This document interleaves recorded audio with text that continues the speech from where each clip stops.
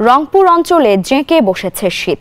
তীব্র শীতের কারণে বিপাকে পড়েছে শ্রমজীবী, খেটে খাওয়া ও নিম্ন আয়ের মানুষ।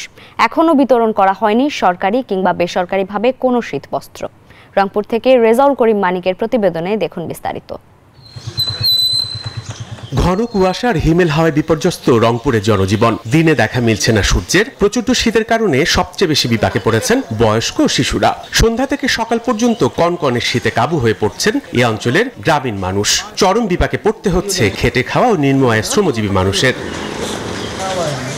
এছাড়া ঘন কুয়াশায় দুর্ঘটনা এড়াতে যানবাহনগুলোকে হেডলাইট জ্বালিয়ে চলতে হচ্ছে সড়ক পথে। হাসপাতালগুলোতেও বাড়ছে শিশু ও বয়স্ক রোগীর সংখ্যা।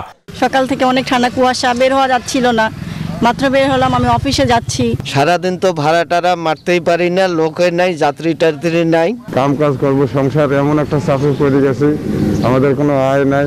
শীতবস্ত্র না থাকায় অনেকেই শীত নিবারণ করছে খড়কুটো জ্বালিয়ে।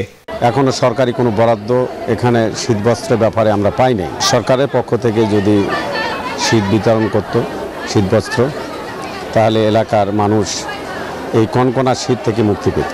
এদিকে ডিসেম্বর মাস জুড়ে এই অঞ্চলে ঠান্ডার প্রকোপ থাকবে। 2-3টা শৈত্যপ্রবাহ বয়ে যেতে পারে বলে জানিয়েছে আবহাওয়া অফিস।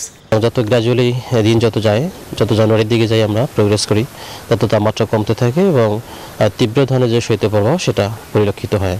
এই মাসে আমাদের যে ফোরকাস্টটা রয়েছে, ডিসেম্বর মাসে 1 থেকে 2টি মৃদু থেকে মাঝারি ধরনের শৈত্যপ্রবাহের সম্ভাবনা রয়েছে, যেটা আগামী 14-15 তারিখের দিকে একটা হালকা ধরনের শৈত্যপ্রবাহ অর্থাৎ মৃদু ধরনের শৈত্যপ্রবাহের সম্ভাবনা রয়েছে। গত এক সপ্তাহ থেকে রংপুরে 10 থেকে 15 ডিগ্রি সেলসিয়াস তাপমাত্রা ওঠানামা করছে।